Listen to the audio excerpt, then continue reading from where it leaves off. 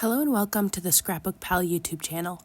This is Colleen Beamish from Humor Bean Cards, and today I will be making a card using some new products from Pinkfresh Studio. First, I have the Wildflower Elegance dies and coordinating stencils, which is a beautiful set that creates a lovely bouquet of spring flowers. I also have the On My Mind sentiment stamp set and the coordinating dies with that. Pinkfresh Studio has some of my favorite sentiment stamp sets, so I'm really excited to be using this today. All of the products I'm using in today's video are available at ScrapbookPal.com, and they will also be linked down in the description below. So let's get started on the card. I will begin by using the Wildflower Elegance stencils to do some ink blending. I have some heavyweight cardstock cut down to A2 size, so 4 1/4 by 5 1/2, and I am starting with stencil 1. Each of the stencil layers has the stencil number etched in the top corner, as well as has corner marks that will fit an A2 size card, and then it also has these cutout triangles. Now, this is a genius set because it allows you to line up the stencil really easily using those little triangles, as well as line up the die set after. So I'm just using the image on the packaging as a reference for what colors I want to use for which stencil layers. So the first stencil layer, I'm just going in with a bright yellow ink. I'm using a 1-inch brush for this, and I'm making sure to put ink in all of those triangles so that I can line up the next stencil layer easily. I use some low tack tape to stick my stencil down, so that makes it easy to peel off the stencil layers and then reuse that same tape on the next layer. I'm using the triangles here to line up the second layer, and then I will go in with a slightly darker yellow ink. Like I said before, I'm doing very simple ink blending, just using a 1-inch brush, and each flower here is going to be the same 2 tones. I do try to vary where the darker shades are coming from, so like the first flower I just ink blended, I kind of did in a circle motion, so it's darker in the center and lighter on the outsides. For these last 2 I just did, it's darker at the bottom of the petals going outwards, and then lastly, I do consider the third flower on the stencil layer to be a different type of flower.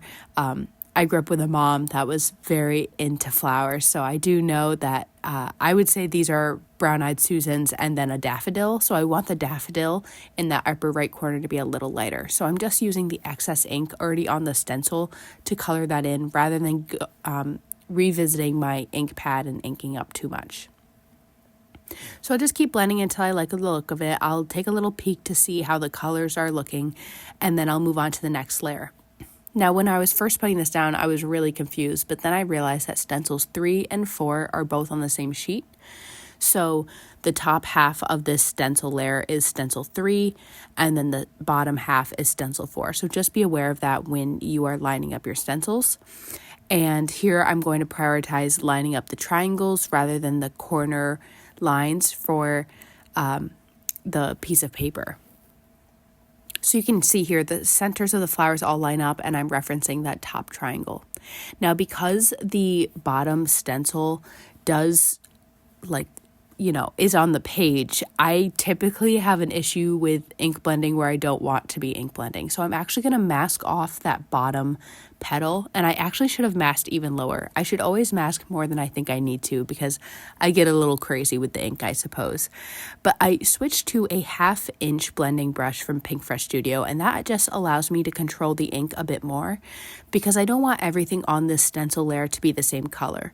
So I did the center of that one flower with dough from Pinkfresh Studio, but then I wanted to darken it up. So I actually went back in with gathered twigs, and I'll do the same on the other flower on the right where I'm doing the center of the flower. But then for the other flowers on this layer, I'm going to get out some pink inks as well as an orange. So for the center of the daffodil, I'm going with apricot ink, which is a nice pretty orange ink. And then I'm going in with cherry blossom for the first layer of the final 2 flowers. So one of the flowers is kind of like a bud, and then the other one is more of an open flower that I would guess would be like a poppy. So yeah, I'm using a nice soft ink, and this ink cube is a set of 4, so those sets of 4 inks from Pinkfresh Studio are really great for any layering stencils because they coordinate easily and you don't have to think too hard about what colors to use. So same as before, I'm putting the darkest bit of color at the bottom of the petals, and then once I'm happy with it, I'll move on to the next stencil. You can see here I did get some ink where I didn't want it, but that will ultimately be covered by some later ink blending, and it's not too dark, so I'm not too worried about it.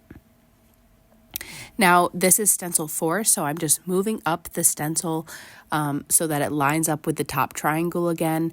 Like I said before, that makes it really easy to line up, and stencils 3 and 4 are on the same sheet.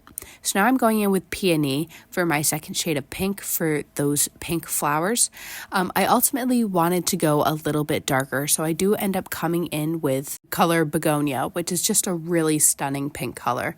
So it's all about layering and making sure that you're happy with it. I think I don't want to go too dark because since the petals overlap, you kind of get that transparent floral effect. I've jumped ahead just a little bit so that you wouldn't have to watch every single step of the ink blending process. But now I'm moving on to the stencil layers that will color in the stems of the flowers. For the ink colors, I'm using the pack of green inks from Pinkfresh Studio, and I'm starting with the color Olive. Now you'll see here I'm masking off the stems to the left, and that's because, like I said, I felt like the different types of flowers should have different color stems. So the middle stem that I'm calling a peony, it could also be a tulip, I'm using the color Olive, and I masked off the colors to the side, and I'm just going upwards and doing a pretty even layer of color. And I'm just using that 1/2 inch blending brush, but you could definitely use something bigger to go a bit faster. And if you wanted to do all the stencils the same color, that would totally make sense too. I'm just going a little bit above and beyond. So once I'm happy with this stem, I'll move on to the other stems. For all of the rest, I'm using the color Grassy Knoll, which is just a bit of a brighter spring green, and I'm doing the same process. So I'm not going to have you watch all of it, but the same blending brush, and I'm just putting a pretty even layer of color. When I first took the stencils off of my ink blending and looked at my flowers, I was like, this doesn't look like the picture at all. It looked very blobby and kind of weird and misshapen, and not at all the dainty spring flowers I thought I would be getting. And that's when I realized that lining up the die with the stenciled images is what really does the magic. So here is what it looked like when I first took that stencil off, and then I will line up those triangles, which is so very easy to do, and I will run this through my die cutting machine. And this is where it all makes sense.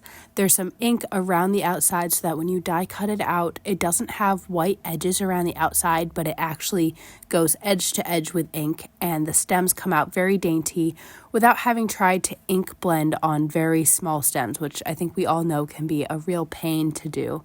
So I just love how these turned out. I was so surprised, but that's why you need to do your ink blending first, followed by your die cutting.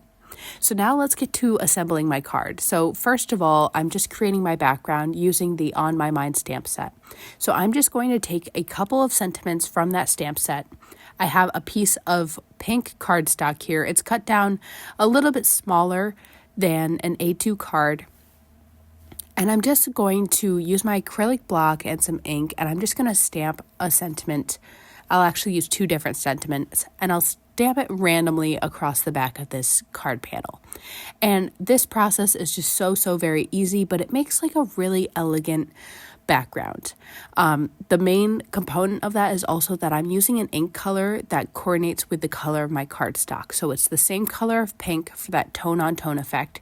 So the wording in the background truly is a background. It doesn't take any of the attention away from the focal point of the card, which will be the flowers. So the 2 sentiments I'm using say, "Let today be lovely," and "With care, with love," which are just such beautiful sentiments. Originally, this was going to be a birthday card, and I was going to do a bolder sentiment die cut out, but I decided not to, just because I felt like there was the point came across with the background, and this card could be used for Mother's Day, for a birthday, really for anything. So once I'm happy with all my stamping on the background, I will put some foam tape on the back of this card panel and pop it onto an A2 card base.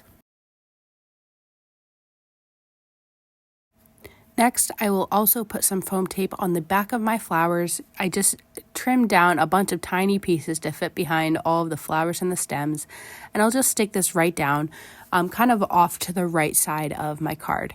And honestly, that finishes it. So like I said, I was going to use that wishing you a beautiful birthday sentiment, but it just felt too dark and heavy for the rest of the card. And I felt like the background was coming through beautifully to say, let today be lovely. So thank you so much for watching today's video. I hope you enjoyed watching this process and seeing this card come together. If you like this video, go ahead and give it a thumbs up. And be sure to subscribe to the ScrapbookPal YouTube channel because there's always more crafty inspiration to be shared.